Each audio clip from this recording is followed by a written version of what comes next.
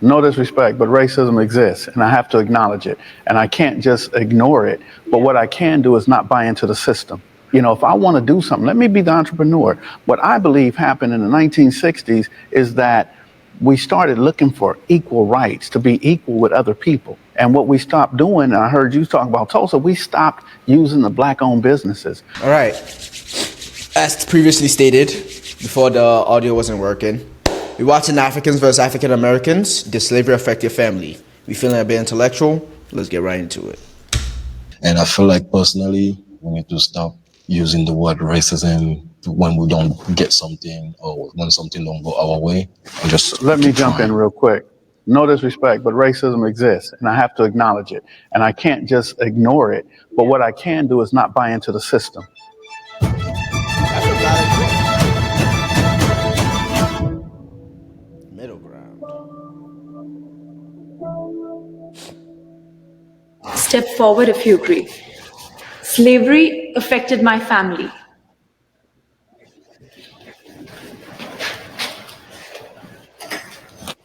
Yeah, I mean, that's just evident in my last name, King. I mean, that's the brand of the slave owner that put that name on my family all those years ago, and I'm still wearing it in those ways, along with the compounded, economic disparity, social disparity, mental trauma, all of that. I mean, it's tethered forever. So to go back to slavery and talk about post-traumatic stress disorder, it has never stopped. So there is no post. What my great grandparents were teaching my grandparents, who taught my mother, who taught me, came from what they learned through slavery. So there's a lot of fear, a lot of insecurity, a fear of society, a fear of law enforcement. So slavery has made a major impact where the low self-esteem is consistently reoccurring. I, You're not wrong. I agree with I that. think you got it. You made a He very got it great straight on the point. nose. He's not even wrong because it's like if you notice like a lot of self hate, not just with Black Americans but Africans too.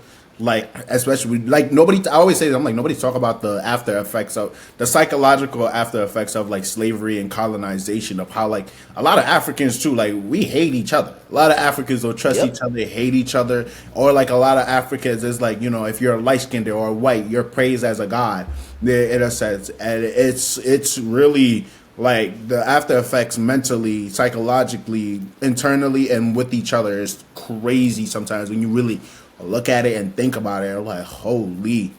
I didn't like it's so deep that when you're younger you don't even peep. Some of the lotions you use is to make your skin lighter. Yeah, caro. Bleaching creams, bro. The African aunties? Like, bro, bleaching cream is a 30 billion. I may get this number wrong, but either $30 billion industry in Africa. Fucking insane. 30 billion. You're still dark. You just look like somebody sharded on you. That's it. Yeah, literally, bro. Like you literally. you are literally trying to turn yourself into like albino with a tan. Exactly, bro. Exactly. And it's like it's so bad that it doesn't even self-hate doesn't even like only it's not even contained just within the continent of Africa. It even extends in Asia, where everyone they also bleaching their skins, bro. Yeah. Everyone wants to look a little whiter, lighter, not a like want to look white. Doing the surgeries, getting the nose, and bro, it's the whole thing, the whole shebang, and it's like, damn, bro. And when you see it, it's so wild. I didn't realize how wild it was until I moved here, and I was no. You know the concept of what's it called? Like you don't realize you're African until you got to America, because for me, I was just an individual who existed, but you ain't realize, oh shit, I'm African until you get here. And I'm black. And I'm black. Bro, I didn't even. Everyone looked like me. Exactly. I got here, and then everyone's pointing that I was literally. I was like, damn. And like, bro, me and you could literally be cousins, bro. Cut the shit. Like, stop it. You know. And then the concept of light skin, dark skin. Oh, well, oh my gosh. You know what? Really, when it's like I like myself some dark skins. Like when the girls say that, or like, oh, he a little too. Yeah, or like even when white girls say that shit, I'm like, bro, Oh, that shit disgusts me. I'm I'm like, so bro, disgusted. that shit is not a turn on. I'm not. I don't It's know. really not. But some people do get turned on for that. Yeah, they're sick in the head, So interesting. It's so interesting, bro. bro. I For like me, it. growing Yeah. Yeah. up in Los Angeles, California in the early 1960s, there was a stereotype that I didn't want to be black. I didn't want to be African because we come from Africa or we're slaves. So I want to be a Chinese boy. I want to be Bruce Lee. So growing up like that, I didn't like myself and who I was. I didn't like the color of my skin or the way that I spoke. So I emulated other people. I wanted to be something that I was not. It's very saddening when you can literally only go back a couple generations and then it's like the documents just don't exist. There's no record. It's like, my family has completely been erased. In that same point too, in the time that we've been here, we've created an incredible culture and we have so many things to be proud of. And I always reframe the narrative myself and I speak of my ancestors that were enslaved as, doctors and healers. And it's like, we were taken because we were talented, Right. because we had skills to offer. And we built this country, so And still building. it's still building. And that's something to take pride in. So Can they disagree a step forward? Slavery didn't affect my family, but we did suffer a different type of slavery back home. Like we went through colonization. Like I am Bamileke. There was a massacre of Bamileke. You guys can look it up. They killed like more than 300,000 of my people because we didn't want to assimilate to the French culture. But it's still nothing compared to what you guys ancestor like been through. I wouldn't want to minimize that pain, though. What you just said hurt me. That 300,000 people were killed because they would not conform to the colonization of the French people. So that is just as painful. And also, you know what I realized too, like, because we went to school in Africa for a while. What they don't teach you is about like African history. Oh, like no. when you think about it, like I never remember sitting down in a class where I learned about like African history, African struggle. It's all under like the European curriculum of what school should be in a sense too. Like even still like the after effects, because you think about it, colonialism wasn't that long. Like your grandfather was up alive during that time, like 70, he 50 definitely years. was. Like if you My think mother about it, was too. yeah, exactly. My dad was born in 61. Like you think about it, Senegal got its independence in 61, if I remember correctly. So it's like these people who went through those stuff are still alive and stuff like that, and the after effects of it too. They're still like alive in our crazy. Bro, to a certain degree, I would say I even experienced a part of it, like the aftermath of after Yeah, the sure. British Yeah. like basically Ghana became independent. I still suffered the aftermath because I went to a school that conformed to Eurocentric beliefs. Basically, the like your attire, the way you cut your hair, the way you basically take care of yourself. They It's- literally had assemblies every Wednesday to check us.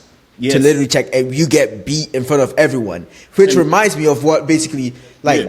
they did to the slaves over here. Yeah. Like if you're not conforming to something, they'll lash you in front of everyone to set you as an example. Literally, and it's so crazy too, because it's like, remember, you would go to school too. The thing was with us is because I went to a Catholic school back in Senegal, and it's like they would be like, yo, you can't speak Wolof here, like, which is insane.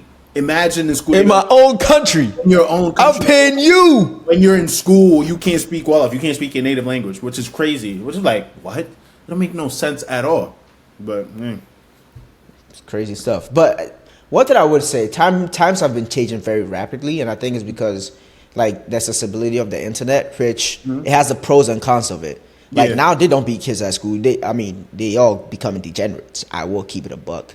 But at least this is changing to the point where I feel like it's gonna get to a certain breaking point where everyone's gonna switch again to a certain way of living and embracing themselves.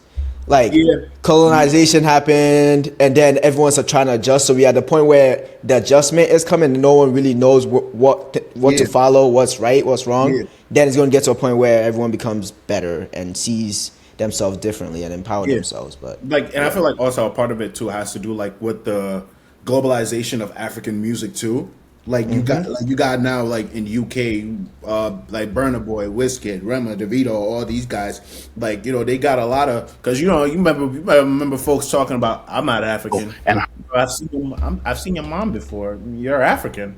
African booty scratcher. I'm like, yeah, so you know what I mean. Now it's like especially with like African culture, music being popular. Now you got more like people who are like out and be like proud to be African, which I'm just like, Yeah, people but are embracing themselves. I think for us it's much different because it's like we were raised in Africa first, American second. You know what I mean? So for me, it was wonder when people were like, "Oh, I'm not African." I'm like, bro, I don't know anything else, so I'm not gonna sit down here to pretend I'm American first. So that's why I'm like me, bro. I'm 10 toes down about that. I'm African first. I was born I'm here. African through and through. Yeah, Would I die for exactly. my country? No. Nope. But I'm African. No. One thing I'm gonna not do is die for nobody. I won't Like, die for no country. Period. if I have to die to save you, I don't think my mind could fully process that. Bro, I'll tell you, and if they were to force me, I'll tell the other soldier, bro, you can shoot me right now. Put me down. Nah, that's I won't fight wild. back. That's wild. I won't fight back. and hurtful as the trauma that we suffered here in America. I can't share the same experience that you have went through and your family, even though we also had our own type of slavery. We had apartheid at the time, where the Dutch people She's South African. Definitely sounds it. took over and they wanted to just have South Africa, Namibia, and I think other countries where we could only just speak Dutch. It's somehow still happening even now. There's like a place in South Africa where it's called Orania, and it's Bro, there's only white-only towns in South Africa? Yeah. Bro! I think the black president now is trying to change that. He also... He's wrapping it up. He said, I'll go fuck. He said... Because that's insane, bro. That is insane. Whites-only town. You're African. You're not allowed to be here. What? You're born on the continent, bro. And the crazy part is too, is there are actually white South Africans who argue that the land is there first. If the first humanity started off in Africa, how can any white person, Caucasian from the mountains of Caucasus, argue that they were the real people of Africa? I'm like, yo, bro. So when I seen a video, I'm like, they're being dead ass, like they're serious. This is no joke to them. And the crazy part, they own most of the wealth too. They're crazy, and the crazy part is they're like a complete opposite of America. They're like 13% of the population, which is insane. 13, crazy. On an African continent, bro. On an African continent, bro. That's crazy. And it's just Dutch people there. No black person is even allowed there. So we still somehow feel that oppression even now, but it's nothing compared to what your ancestral history, has gone through. I'm somehow happy that you guys have forgiven it, even though you haven't forgotten it. Have you forgiven it? I mean, like that face, like. Do that. But me personally, no, I haven't. But I want to work through the change. But no, I have not forgiven because it's a system that's still going on. And from what I'm hearing from you guys, there's a system that's still going on in Africa as well. And it's a war on us. Racism is the main cause of poverty among Black people in America. Before they speak, what do you think? It's a mixture of all the other things, but it is part of it. I would say that too. There's a mixture of everything. I feel like it's not. I feel like the definition of creating wealth isn't educated the right way. Like the concept of pulling yourself up by the bootstraps, that's not real.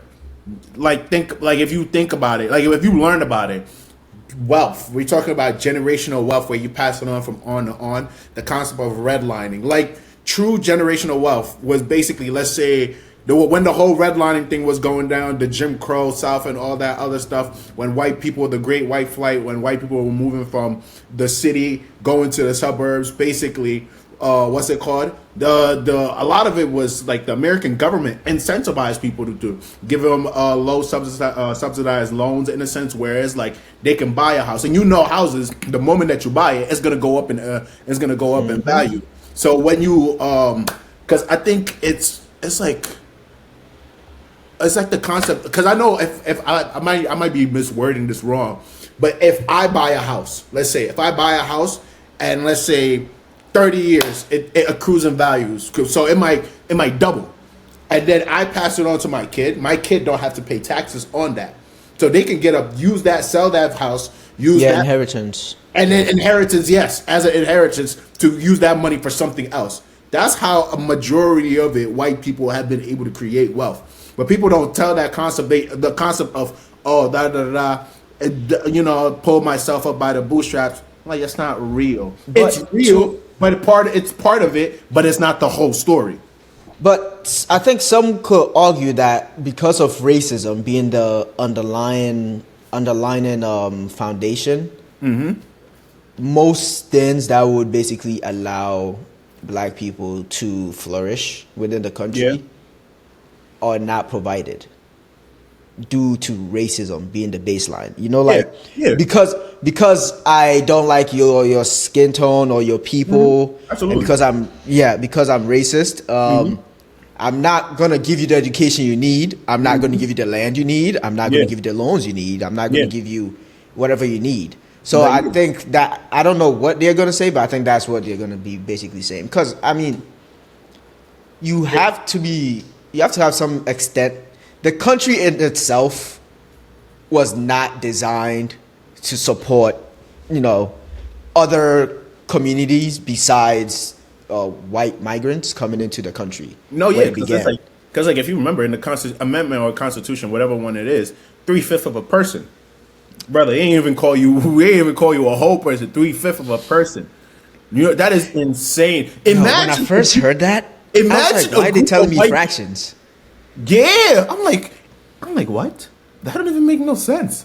So it's like black people were brought here for the sake of working. They weren't brought here for land of the free, home of the brave. No, that ain't for you, my brother. That was not in the Constitution for black people. That ain't for you, my brother. So it's like, so when people talk about the system's broken, I'm like, no, it works the way it's supposed to.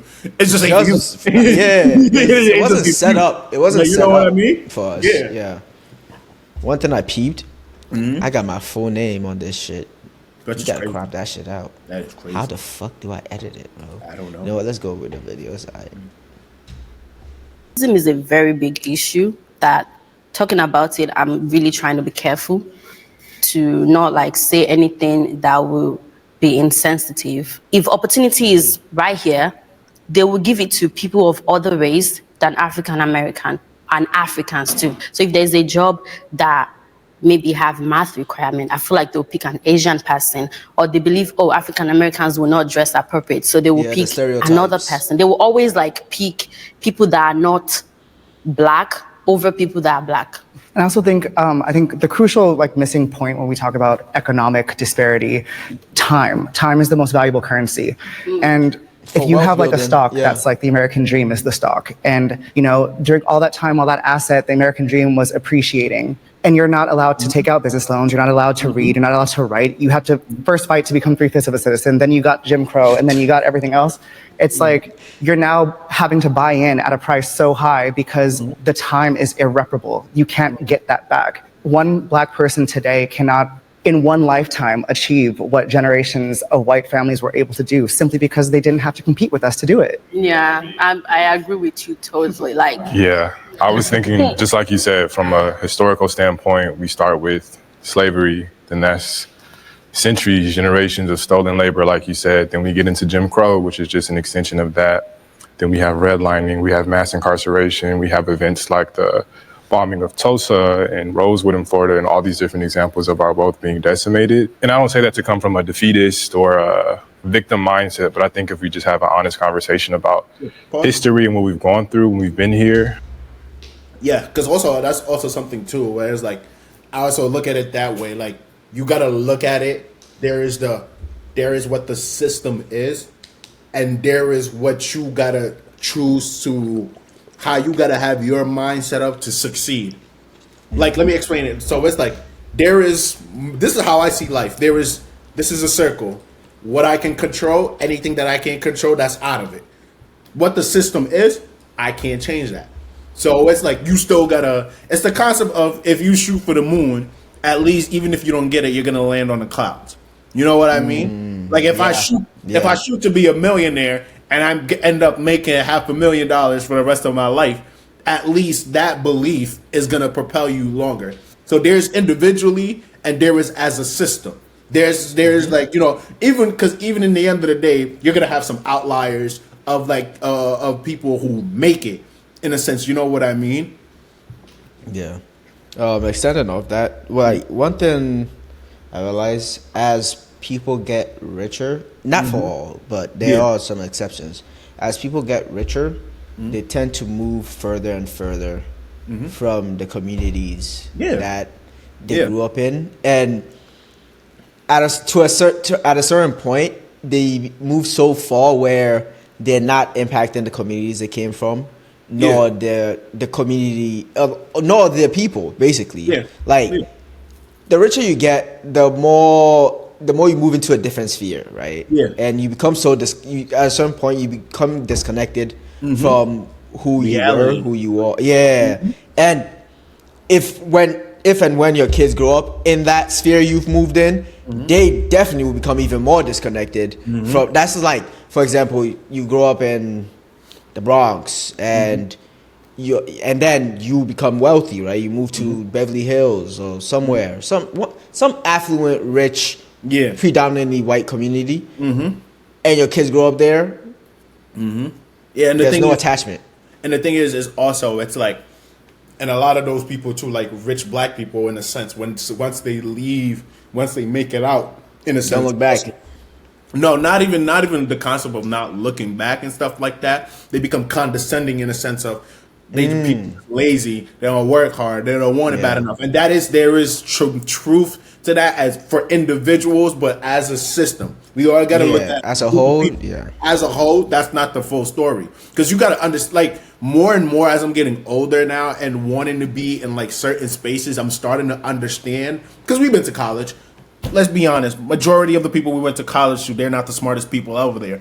But what? It's like, bro, but what? But daddy pays for I don't got to worry about paying. My father pays for it. You dumb as a doorknob. Why you got a 1.5 GPA, but you still here? You know what I mean? I feel like the concept of like what success is like so misconstrued. Like the concept of like certain levels, like. For example, the fact that me and you are privileged in a sense of we had people in our lives from a young age who taught us the importance of going to school, wanting somebody, having character, having thing. Not a lot of like people, especially like Black Americans, even some Africans, they don't have that influence for people. Somebody to set them straight and be like, this is the way, this is how you do it. Teach them consistency, discipline, wanting an education, sitting down, learning. You know what I mean? Like, it's so, sometimes I find it so ignorant when like parents are like, oh yeah, my kid doesn't get up and read and doesn't read. I'm like, the kid is 15 years old. You never taught him to read a book at the age of 6, 5. And now all of a sudden, all his life, you let him do whatever the fuck he want to do. He's 15 and you mad that he's not focused on school. You never taught him that. You know what I mean? It's different because for us, we had people who didn't play those games. It's on some, it's school or nothing, brother. We ain't playing none of that. Yeah. You know what I mean? So it's like when people say, oh, like success, I'm like, me. Don't get me wrong, I work hard. But be honest, there are people who work 3 times harder than us. They haven't done half the stuff we've done. Like if you realize that work way less and they've done more. And they've done way more.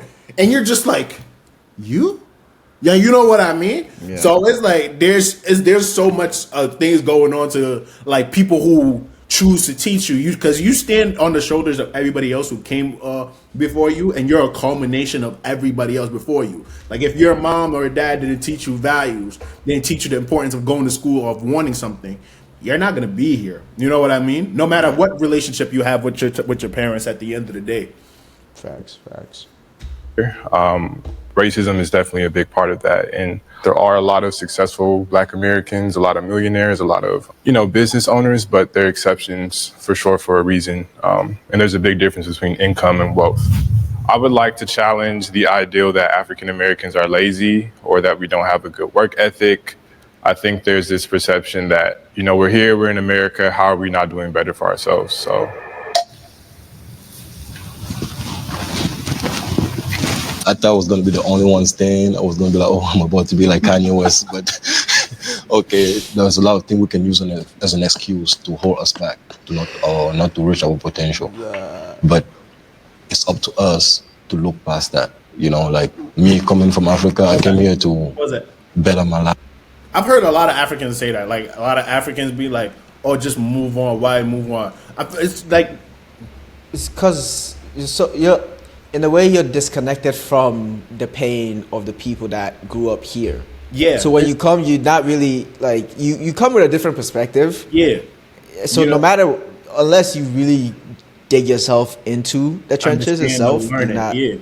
Yeah. You're just gonna be like, why are you constantly using that as an excuse? Unless you're not. If you don't, a lot of Africans don't educate themselves on that. They just get up and just talk whatever. But it's like, you're just loud and wrong. And it's different where like a lot of Africans, they say like, well, we moved on. I'm like, it's different because like even though Africans don't fully control Africa, they still control Africa. You know what I mean? Mm-hmm. It's different for Black Americans because it's like they're not in positions of power. They're not in positions of wealth and stuff like that where they control what's going on in America for them. So when Africans be like, Black people just need to get over it, I'm like, that's kind of insensitive and just lack the stupidity because it's like, it's different when if I'm in my house, I can do whatever I want to do. But if I'm in somebody else's house, I can't do whatever I want to do. I got to operate between their rules. Yeah. I run my house the way I want to because this is my house. And that's like Africa. It's ours, even though, our government just choose to give it to the Europeans and just be like, bro, listen, give me 2 jets and a Maybach. I promise you, you can take all the resources you want. Which is crazy, though. When you think about it, like, bro. Selfishness and greed, bro. Selfishness and greed. So that's why sometimes I was like, I find that so insensitive and just like, lack of education when a lot of Africans say that. Yeah. My life, my family, I'm the only one here. And since I have been here, there's a lot of bad things that happen to me. There's also a lot of good things that happen to me. Us African or African American, we need to like look past like racism and like just focus on our own goal. Like, what do we want to achieve? We need to stop using the word racism when we don't get something or when something don't go our way, and just keep trying. So let me jump in real quick. No disrespect, but racism exists, and I have to acknowledge it. And I can't just ignore it. But what I can do is not buy into the system. If I want to do something, let me be the entrepreneur. What I believe happened in the 1960s is that we started looking for equal rights, to be equal with other people. And what we stopped doing, and I heard you talk about Tulsa, we stopped using the Black-owned businesses. Now, because you guys got to understand, the Fair Housing Act in 1968, I'm 5 years old. That's when we could move off the east side of LA and move into other subcultures.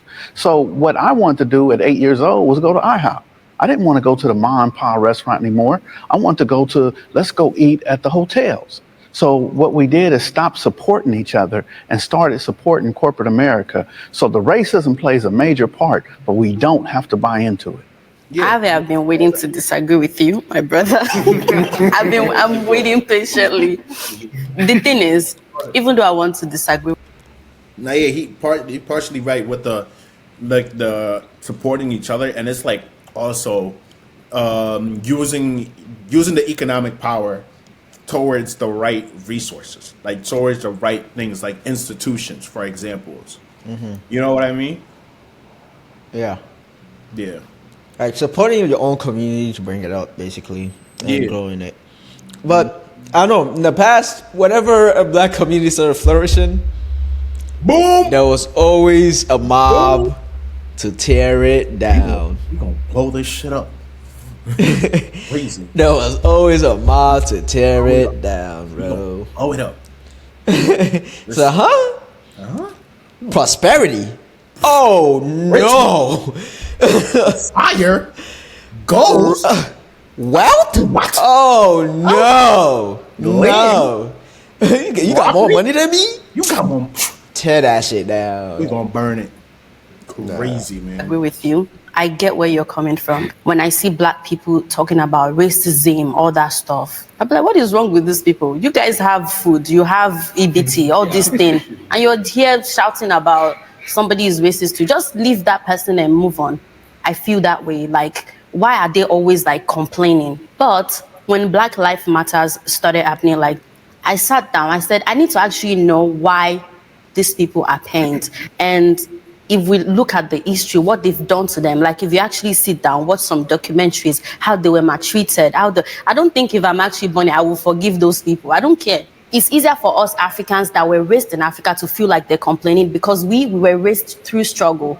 Like I barely even have water, and you have water, you're complaining. But then it's not about the basic necessity or about how we are raised. We are raised like, I don't want to say way better.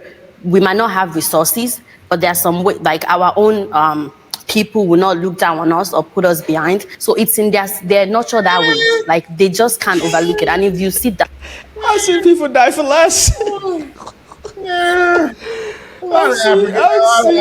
I've seen some people die for less. We got crabs in the barrel ass mindset. I don't know what she talking about.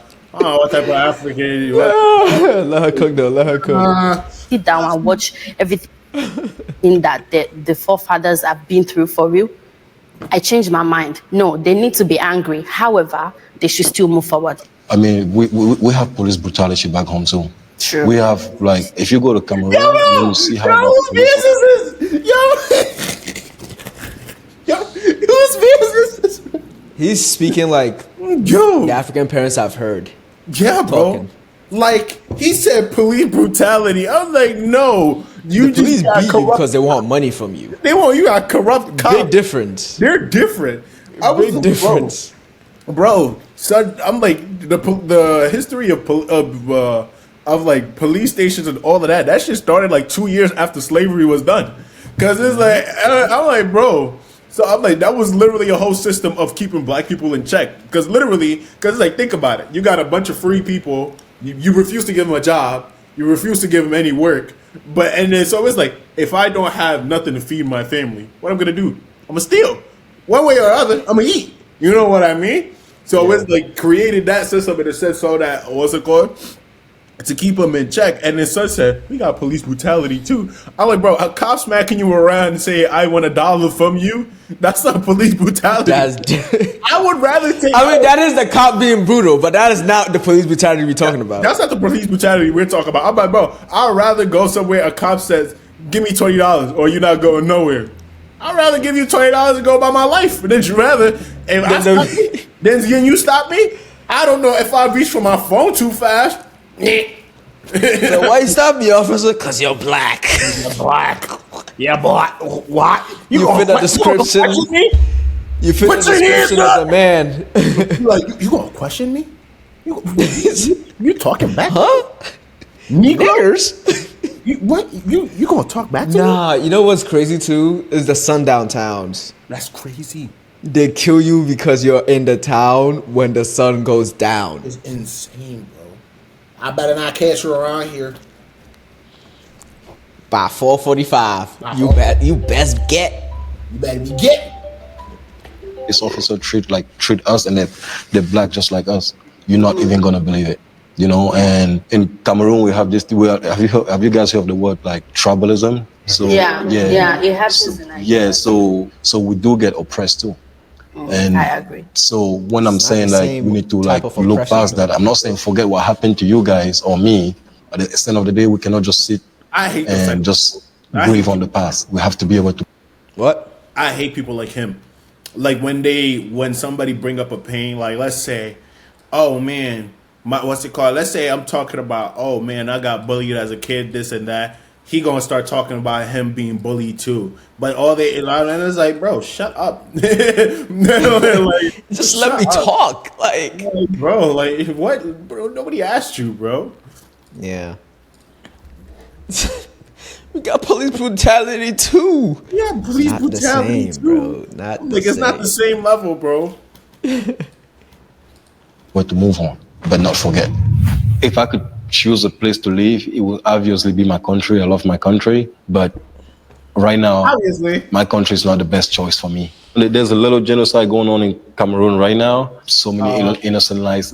Yeah, there's always Okay, there's always a cat. Cameroon and Congo, Yeah. Sudan. Elon Musk is killing them boys talking about when to act like he the power of the free world. Life have been taken. If I was still in my country, the opportunity that I have here, I would not have those opportunity there. Hip hop reinforces stereotypes about the black community. What did you say about the CIA, my brother Ibra? Oh, they trying to exterminate, bro. When I seen Popeyes and Don Julio doing the collab, bro, I said they're going overtime. I was like, yo, bro, they're going overtime. They're trying to go to the kill Don Julio and Popeyes. Bro, I promise you, it gotta be like the CEO picked up his phone, was like, yo, what's out there, yo, bro? They be like, CIA just sent me a band, bro. What you trying to do? Like, Say we did some research and we got a perfect mix. Don Julio and Fried chicken yo, and dark liquor. nah. I don't think hip hop. I think like gangster rap. Cause there's a different. I feel like gangster rap has what's it called? Continued glorified like all the bad stuff that basically goes on in the hood and stuff like that. Cause there's still positive hip hop music and stuff like that. There still is. It's just not the mainstream stuff. That's it. You know what I mean? Yeah, and the thing I would say, I don't know. I'm not speaking for all people, but to some extent, people love to listen to certain music, Yeah. to live a life they're not currently in. Yeah. You know, Like it's- I listen to gangster rap to feel a little hard, like, you know, go around, shoot around with the boys, Yeah. throw up some gang signs or whatever. But And like, sometimes I think about it, I'm like, it would have been fun to grow up and be in a gang. Get shot is crazy. Getting shot is crazy. Like, bro, if I got shot, I'll put my hands together, Lord. I know I've been messing up, but please give me one more chance. I promise you, I'll give my life to you. How quickly I would have turned around and quickly be like, "Nah, I'm good. I gave my life to the Lord, so I'm straight." it's like the same is so the pictures they paint in the music, it's so enticing, right, to a point Yeah. where it draws you in. And then I would even go further to say the YouTubers are not even helping. Yeah. Have you seen them YouTubers, the pop the balloon and the The pop thing the is, balloon pause. That girl is Nigerian. You know that, right? on that? I'm not even talking about hers. She was like the face of it, but I'm talking about the back end. Okay. Have you seen the other ones? The YNs, as the term they'll use nowadays. Yes. The back end ones. You gotta realize, those are the dumb niggas. They don't represent everybody. No, but like they paint the picture like, yo, I could just show up. No, got a clip on me, just talk shit, pop the balloon. Oh, this and that, and they be drink, bro. It's like, no, but on that shit, bro. So Bro, the I thing- know bro. she's a married woman. Exactly. Her Somebody husband is the editor. I heard. It was so funny because I was going through Twitter and then a black American person said, "Y'all got this African person humiliating black people while she at home happy with her husband." I was like, She making bread. I'm like, and the thing is too, the owner of the shade room is Nigerian too. Bro, when I saw that, bro. I was like, what? I'm sitting out here, I'm like, I refuse to believe that because there is no way. It's crazy stuff out here. But Evil world, we live yeah. You also heard Sexy Red was a CIA informant or agent. in. Bro, got to be. I swear to God. She did some psychological damage to the kids coming up, bro. Yeah, bro. I'm like, the music is good, but sometimes it's like, what? It's too good. But it's like what she's saying is not what The message it's that not the she- beat the music is given, you know? the message that she's delivering to be honest. Yeah. That like, you know, you should have your kids around that.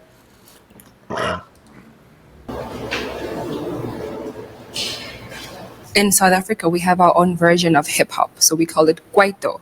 So they would rap in our own language in different, we call it vernac. So back home, it kind of did reinforce some stereotypes because now when you go out in the world, people will just classify you under one group.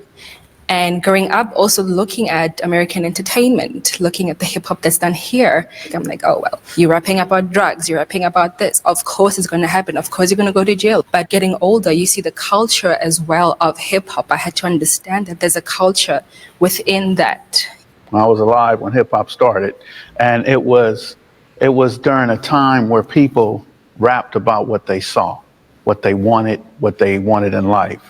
And then it became where people rapped about what they had been through, what they had gotten over, you know, used to sell drugs, used to hurt people, but now this is who they are.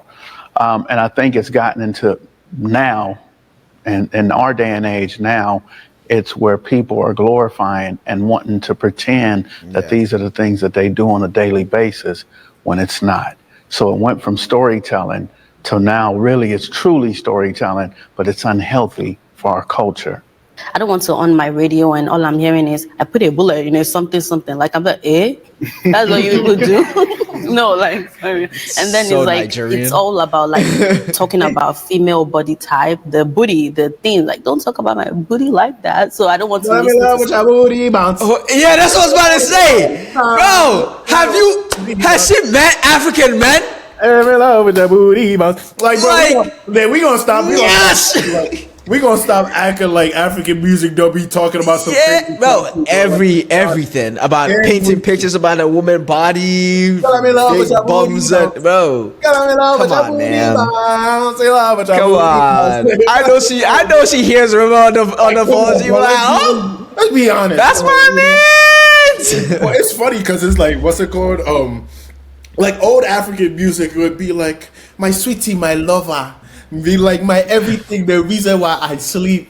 It's like They were writing poems, bro. yeah, he's like the chocolate to my bread, the sugar to my milk, Sugar to my milk. the reason why I shine, the reason why I'm happy. Bread and tea, bread and tea.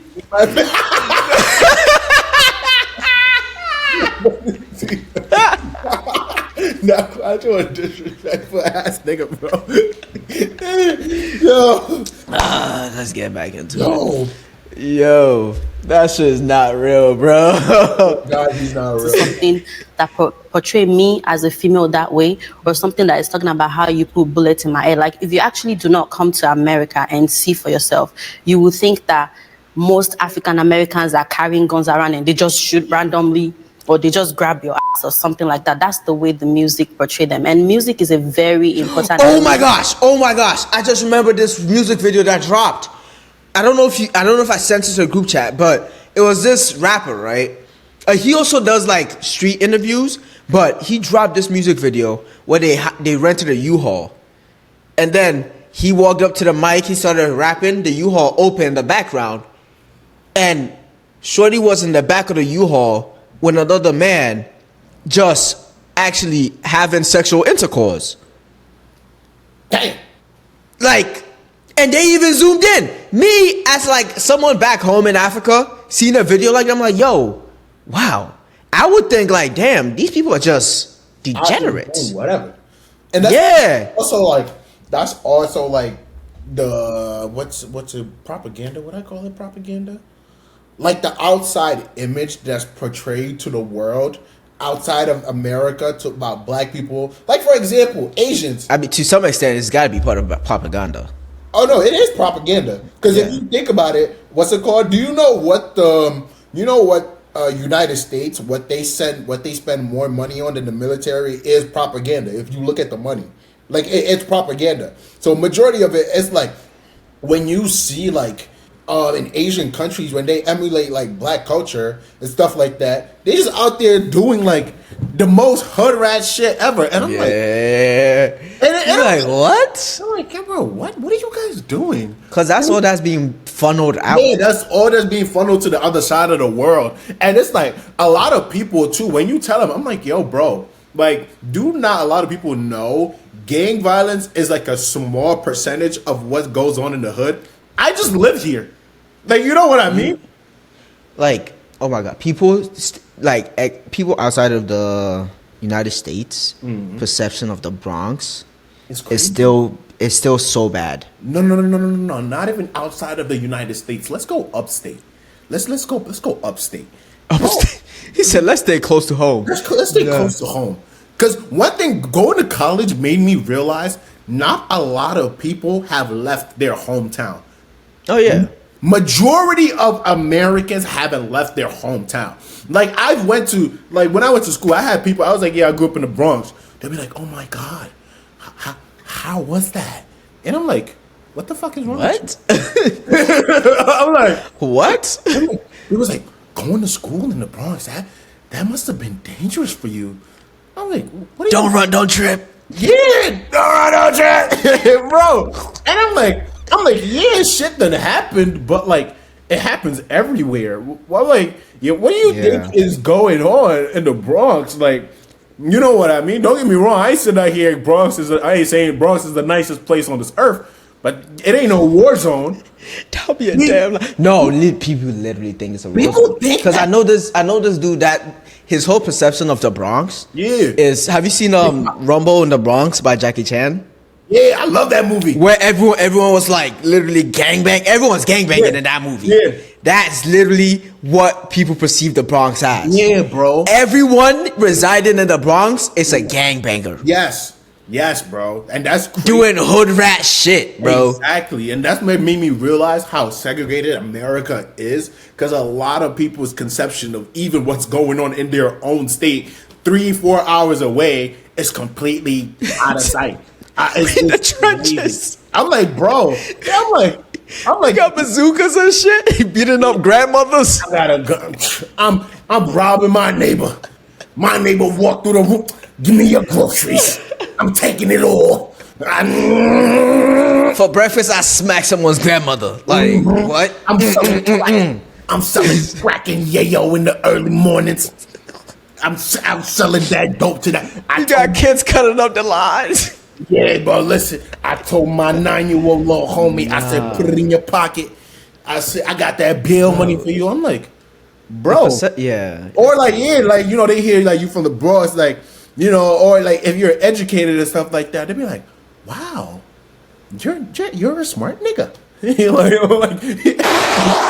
like, sometimes I'm like, but you know, well, you're different. Yeah, exactly. But you know though how sometimes like how some white folks be talking to you. And there's that undertone to it. Yeah, there's an undertone to it, and like you hear it. But part of me, like you know me, part of me, I be wanting to say, bro, just say I'm a smart nigga and call it a day. like part of me, I really like some part of me really be wanting to be like, bro, just call me a smart nigga. And call, and using big words, huh? You using big? Where did you come from? Where did you learn that? Oh, and then, or I say, oh yeah, I went to college. Oh man, how was the basketball team? I don't know. You tell me. Do you know the amount of times I've heard that, bro? Like, bro, they'll be like, oh yeah, you guys got a really good basketball team. I'm like, I don't know. I don't pay attention. I'm like, bro, I play soccer. Exactly. I'm like, Quasi, you're better at basketball than me. I'm like, bro. I have seen you play. You seen me play. You seen me play. They be like, oh man. I'm like, you tall, you black? Yeah. And then they'll be like, oh yeah, I'm like, I'm here on academic scholarships. I don't know anything about basketball. I promise you, to this day, I still don't know what is a foul and what's not. I promise you, I couldn't tell you. I like they talk about soccer players flopping, but do you see basketball players? Oh, flagrant, bro. Crazy. Some people not gonna like this one. I don't give a damn. What are you talking about? I don't care what you like. So, fuck them. Meant in our society because it influenced a lot of people, both youngs and adult, and then they kind of see all those stuff and they act like that, even though that's not what they really want to be. They act like that and behave like that. Like if all these rappers are your role model, then you want to be like them. You want to be cool too. So in the end, it's about like the people that are packaging the music, and sometimes about trend is what people want to hear. the American dream is only for white people. What's your take on that? I believe What's your take on that? I don't think there is an American dream. Yeah. The real thing, the way I see, well, growing up and being taxed now, I see the American dream as the dream of the America itself, not the individual. You know, like the dream of taking care of you until you grow up so they could take every dime out of you. Yeah. That's the dream I see. I mean, for me, I feel like the concept of the American dream is a illusion as a way of like controlling people's. Entice you. Because it's like, because I don't know, some clip. I seen some clip. It says they were talking about how money isn't real, but like it has no value. It only has value because we believe in it. You know what I mean? Yeah. Yeah, 100%. exactly. And that's the same thing of like you have to make people believe there is something that everybody can get this dream. If not everybody is going to buy into it. You have to. You if we all stopped believing, exactly. If we all the whole economy will crash. the whole economy would crash. Because it's a paper. Exactly. It's like being an athlete. Like you did track at the highest level of high school. You have to believe you're going to the Olympics. If not, you won't get to the point that you get to. Think about that. Yeah. Exactly. You know what I mean? Like you have to believe that. Even if if you look back at it now, you're like, I would have never did that. You know what I mean? Like no. But if you don't have that thinking, you're not getting even near it. So the belief is the thing that starts it. So you got to get everybody in our society to believe in it so that they could be a part of the system. Would you think it's a form of mental illness? Believing that paper has value? I think then we're all mentally sick. No, but like, let's keep it a bug though. We all kind of are mentally ill. You are mentally Because we live in a society built on a lie, bro. Yeah, a good lie. But then again, we have to keep believing it because if we stop, we are screwed. No, the thing is... We are so deep in that we can't unbelieve it. No, the thing is, too, it's like, you gotta understand, like, a lot of people in general, is like, it's herd mentality. Oh, yeah. Even I don't want to be different, too different from everybody. Even if one concept of something is wrong, but as a group, we believe it, and you outside like, no, that's not actually right. You're crazy looked at as crazy. You're crazy. You're crazy. You're actually crazy. You telling me my money that I work so hard for isn't real? What's wrong with you? Real? Wrap it up. Exactly. You know what I mean? Try to make me some M's. What are you talking about? What are you talking about, man? Give me 1 million of those paper. Bro, it's so funny when people be defending like billionaires with their hearts. I'd be like, that man don't care about you. Bro, that man don't care about you, bro. That man don't care about you. They don't. Yeah. the American dream is only for white people because it says equal. And when we talk about equal, there's no equality between the 1%, the Rothschilds, the Rockefellers, the Trumps, and the people who really run the media and things of that nature. So for black people growing up in America and living in America, we could become rich, we could become wealthy, but we are not on the equal playing field of white America. The system of white supremacy, which is in the law enforcement, which is in the judicial system, which is in the prison industrial association, also in the politics. We are not equal in any of those terms.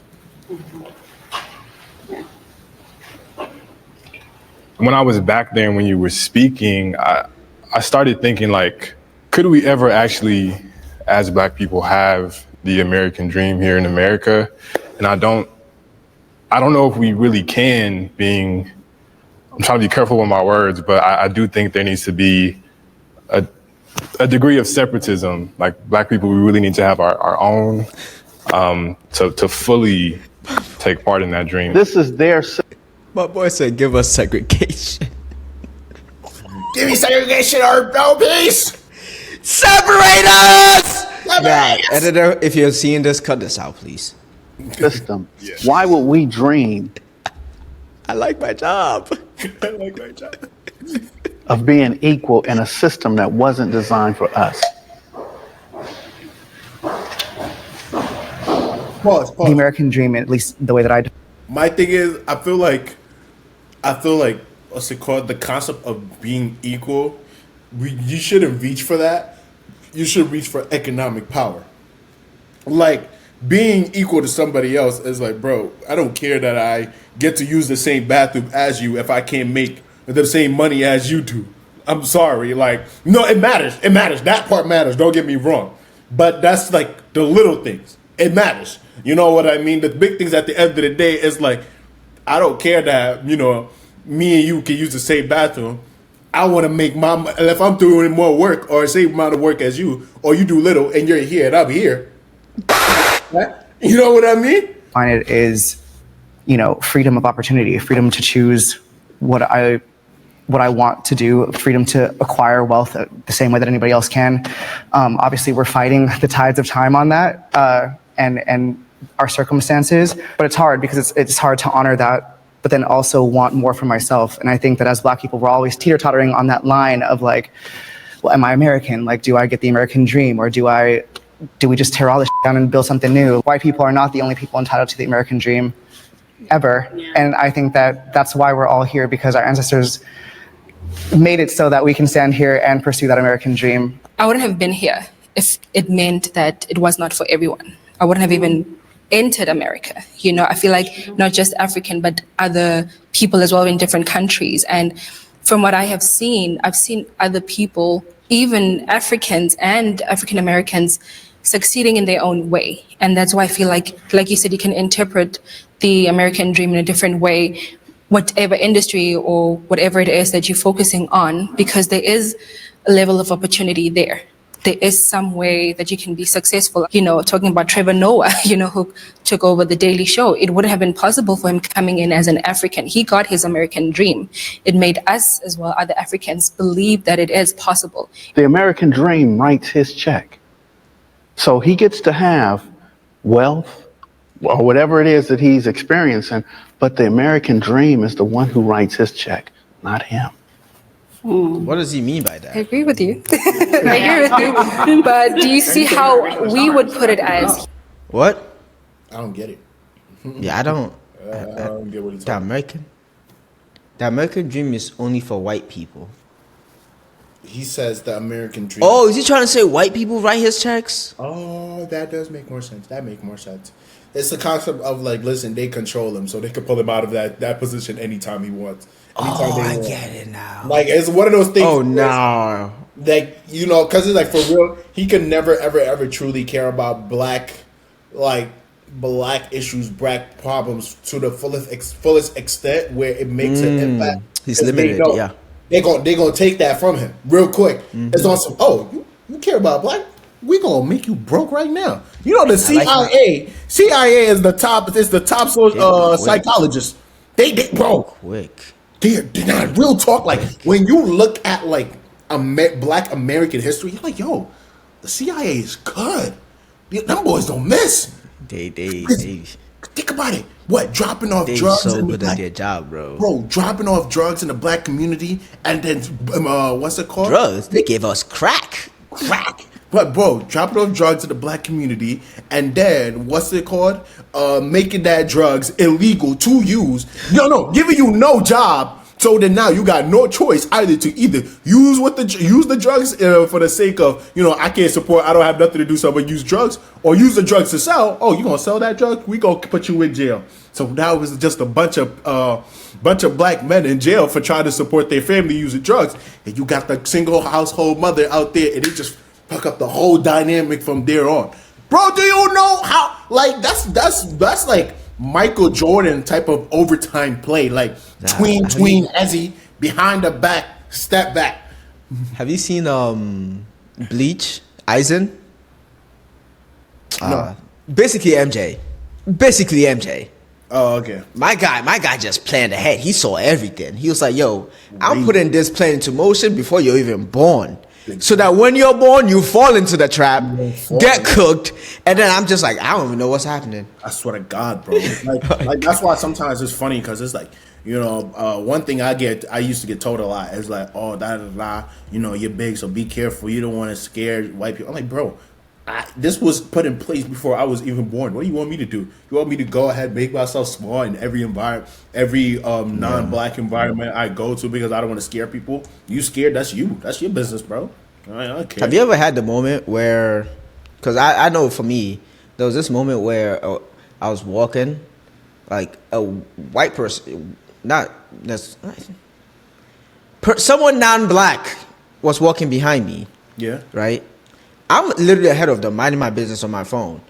And then they walk past me, and then they clutch what they have. Oh, And I was so baffled. I was like, so you walk all the way from behind me, past me, and then you get scared? Oh, I walk fast. You think I'm not scared of you? No. I walk faster right behind them. You scared? I haven't nothing to be scared of. You dangerous. I haven't You dangerous. nothing to be scared of yet. I'm like, bro, because here's my thing. I'm going about You walking my- right, you walking fast behind them.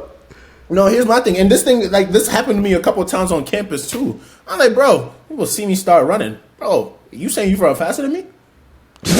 You really want to test my ass? So, you challenging me? Is that a challenge? I'm like, because I'm going about I my accept. day. Bro, like, I'm really just going about my day. But it's like, you scared now? Let me give you something to really be scared about. Like, I'm going about my day. I don't care about you. What my saying is, I'm like, real talk. If I wanted to rob you, you wouldn't see it coming. So you wouldn't even have the opportunity to run. So I'm like, bro, You're not real, bro. I'm going about but my thing is, I'm like, bro, you scared? Especially like that would piss me off on campus. Because I'm like, bro, we got cameras here out the wazoo. You scared? I'm a regular student here, just like you, dummy. What the hell? You scared? Oh, I'm gonna give you something to be scared about now. You running from me? You running? Nah, get over here. I run a 4-4. I run a 4-4. Let me change it to my track spikes real quick. You think you're more athletic than me? You clutching you think you're stronger than me? Is that a challenge? What? Get over here. What? Nah. Like, I'll take that person. There's nothing you can do about it. You scared for what? I'm going about my day. You talking about you scared. I ain't giving you nothing to be scared about yet. What the hell's wrong with you? I messaged Shakir at 5 o'clock. He's responding now that he could get on. He had his American dream, People even though not serious, someone bro. writes his check. It's a But text for message he him, or sent. for some of us looking at it on the other side, that's his American dream, because his goal was to get there.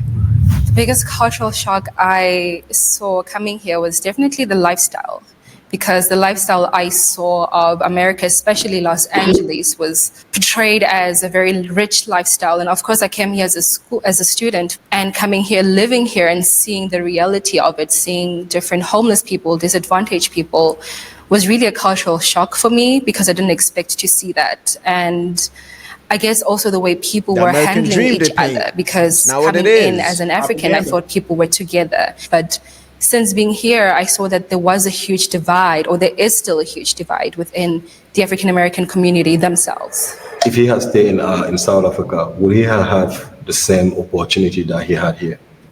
No. Like, so corporate is writing his check, but like us growing up, the reason we moved here. And I feel like also like the concept of like a lot of Africans too. You got to think about it. It's like the standard of living in Africa is right here. So let's say and then the standard for all other minorities in America is here. If you take an African, automatically your standard of living is here.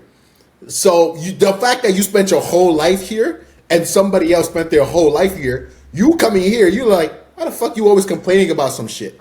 You know what I mean? Mm-hmm. So it's like, the fact is like, a lot of Africans, of course, don't get me wrong. Life is there's certain aspects of life in America is way better.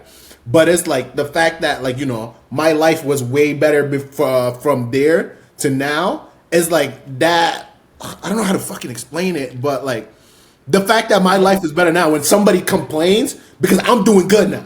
When somebody complains at this same level, it's like a lot of Africans look at like, Black Americans be like, why are you complaining? Like, you know what I had to go through, you know what I had to deal Yeah. with, you know what I think and stuff like that. But it's like you can't tell that to a person who's only known this all their life. You've known this, you've known what it is to be broke, poor, poverty. You don't got no. Yeah, your baseline was different. Your baseline is different from somebody else's baseline. So you know what, like American poverty. I'm like, bro, let's be honest. You make money from garbage cans. In Africa, you poor, bro. Like real talk, like bro, like honestly, and like that's one fact. thing. Like you're like, bro, you've seen the poorest of the poor. You've seen a group of poor children who sleep under cars, no shoes, no, and even if they got pants, it's ripped up, dirty, sleeping under cars. In Senegal, I don't know how it is now, but there's these poor children. They call them talibans, and there's like it's like a group of kids basically where it's like they're just poor, but like they just go from like what's it called? They go from like mosque to mosque, basically sleeping out in the streets and stuff like that. So it's like seeing that like. Versus, and then you come to America, you know, you're living baseline poor of what it is to be an American. It's like, holy shit, why the fuck you come? Yeah, you got like a homeless shelter and stuff. Yeah, like that. exactly. I'm like, you don't got that in Africa. You poor. Like, you know, you gotta do what you gotta do to make ends meet. And it's like in America, I'm like, don't get me wrong, there's real hardships here, but a hardship here compared to like Senegal or like any other African countries. Man, so these people are. I'm like, it ain't even touching it. I'm like, it is paradise compared to things. But that still doesn't diminish somebody's struggle at the end of the day, because it's like that's all they've known. You know what I mean? Yeah, I've spoken to some people that freshly came from Africa. I would say times are changing to the point where the struggle what they deemed as struggle back home. Once they get here and they see this lifestyle here, they're like, you know what? I'd rather have that one. Really? Yeah. It's so well. To be fair, it's like I would say I know some people that came here. You already, before this recording started, you know the people I was talking about. Yeah. So they came, right, and it's like the shock. It's also part of the dream. The picture that was painted of America is not what it is when they got here.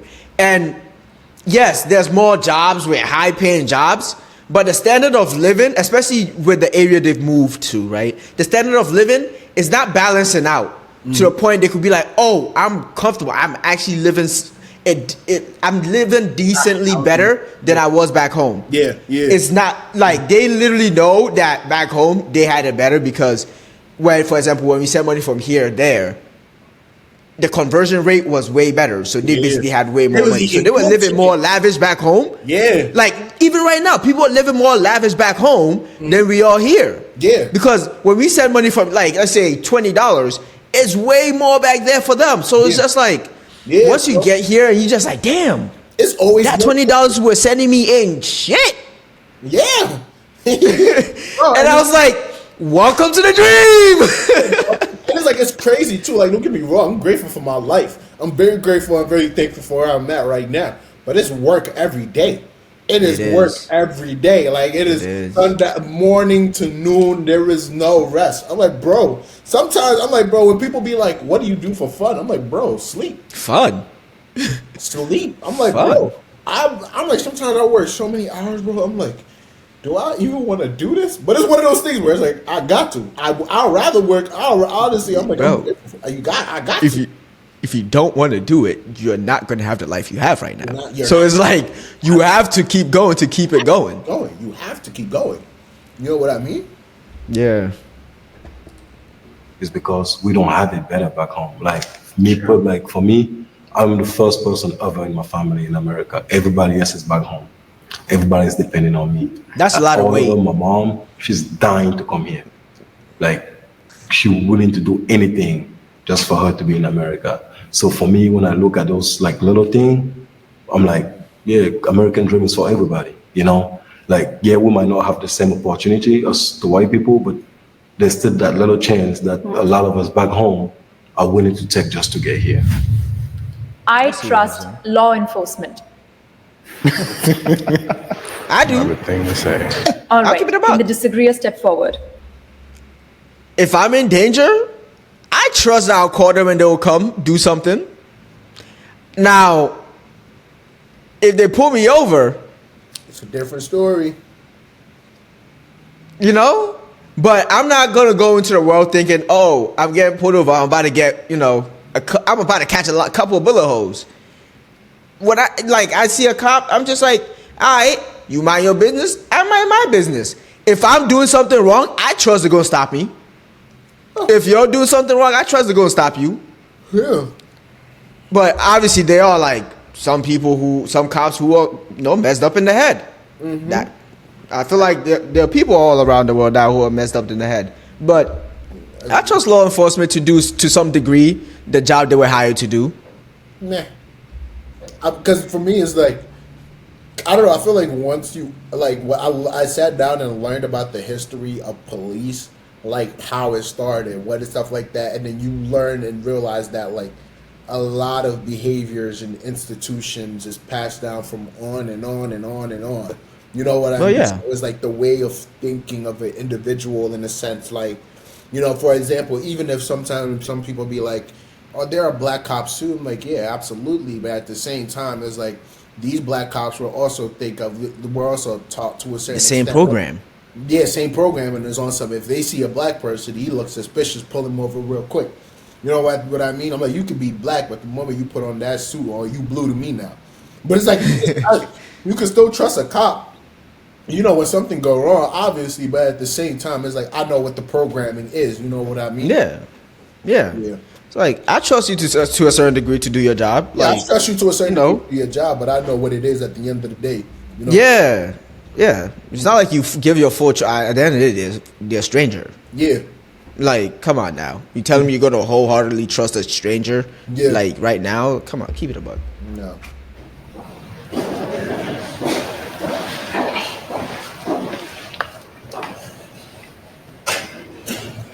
I got married to a young lady who did 15 years in prison for a robbery she didn't commit. I myself was incarcerated for 6 months for a burglary that I couldn't have committed because I was in prison. So in 1987, Come again? What? He said I was already in jail. Yeah. And then locked them up for more. It was like, you did that jail. I'm like, I know I did it. I was here.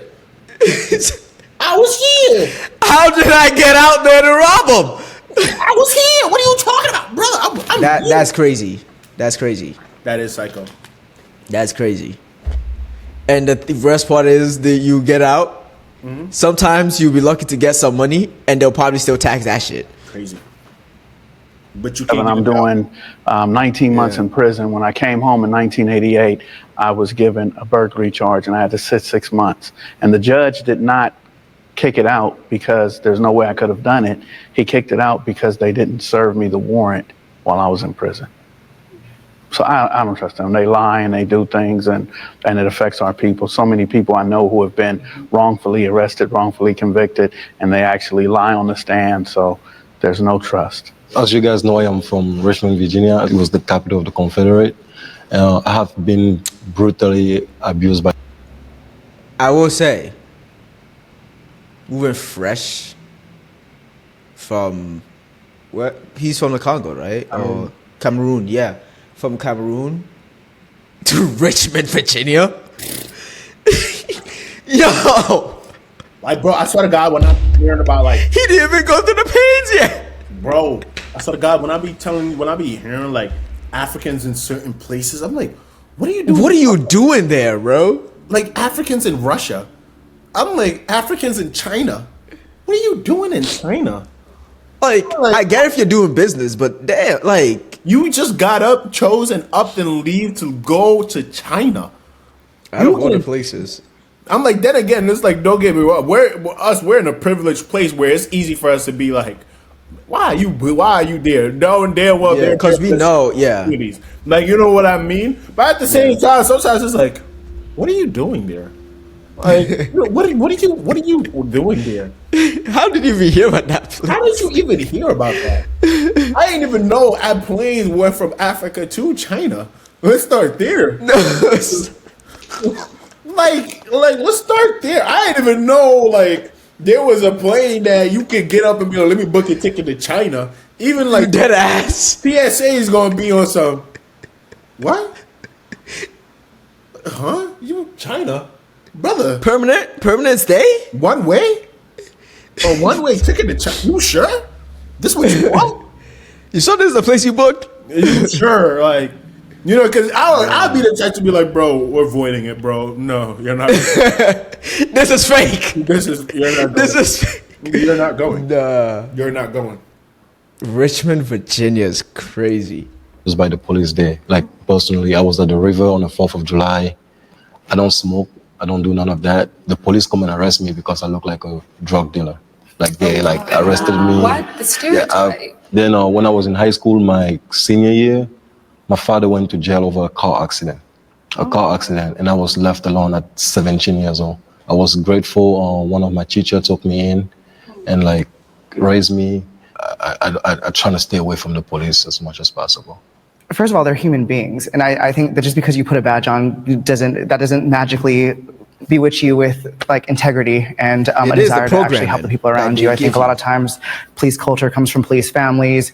It comes from like legacy lines and this whole like kind of like culture about stuff. I mean, I don't trust them any more than I would trust any other person. They haven't earned that necessarily, especially not as an institution in its purest form. I think it's necessary, but they have a lot of living up to that to do and to make up for if they're going to be trusted. I've seen law enforcement here on social media and seeing how they treat people of color, you know, from like hitting them. I mean, George Floyd, you know, rest in peace. But just seeing that from my experience being here, I was scared, you know, like every time I'd see a cop pass by, I'm like, okay, I better make sure I'm driving okay, you know, because I don't want to be stopped, or make sure you're not in any harm's way, you know. But it's sad to feel that pressure every time you see a cop going by. And even if they trying to help, but I wouldn't even want that help because of what I've been seeing on social media, you know, and also seeing the case of people being wrongfully, you know, taken to prison. That's like unfair. Like, what type of research are you doing before you arrest people? And I immediately thought about the history of the police too, just tracing that back to slave patrols, which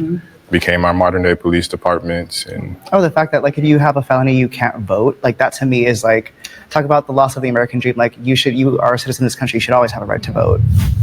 We are obsessed with race in America. Yes. Because that's how that's the foundation of America.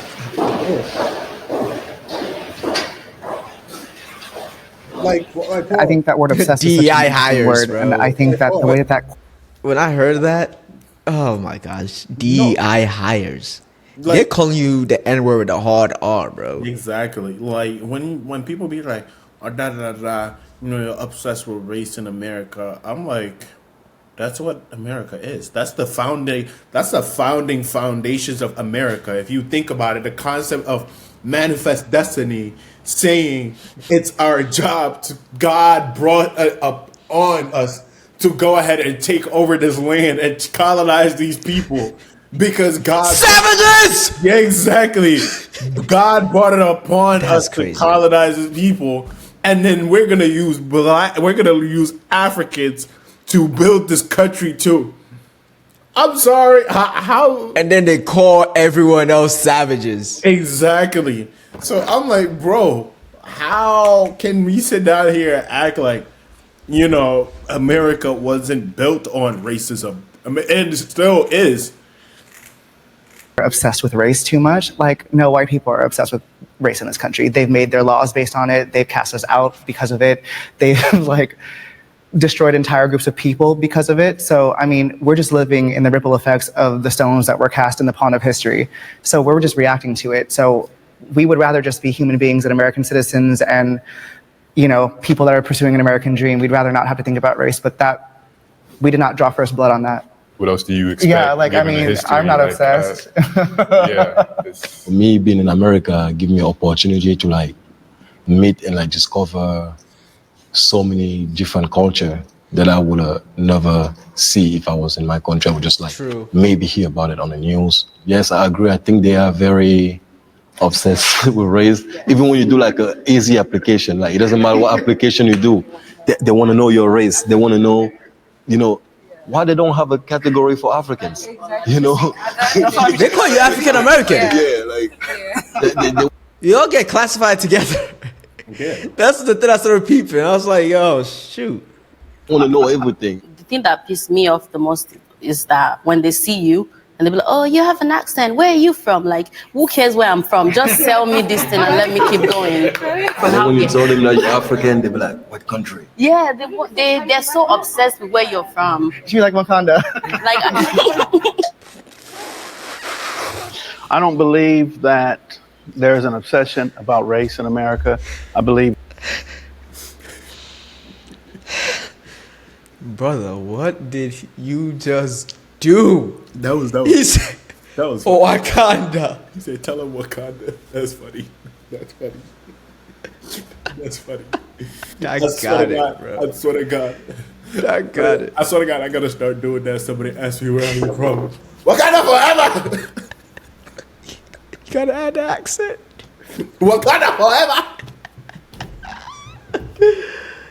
No. Oh, gosh. believe that race is a distraction to hide the power, the wealth, and the access to it. So a lot of times there's something put on the table, like a rock being thrown, and I hold my hand, and that's the racism between black and whites, between blacks and Hispanic, and other cultures have come here. We'll talk about race just so that we don't have access to the power and the wealth, and I think it's done on purpose. There's a power that allows us to talk about race if we don't look past it. some of the question prompts that I see differently. And then when I hear somebody say it, I'm like, that actually makes sense coming from their perspective. So it's been really beautiful having this conversation with you guys. You guys are very knowledgeable, and I've learned a whole lot from each and every one of you today. Going into this with like the title of the series, like African versus African American. I think this was a good discourse. It wasn't too much fluff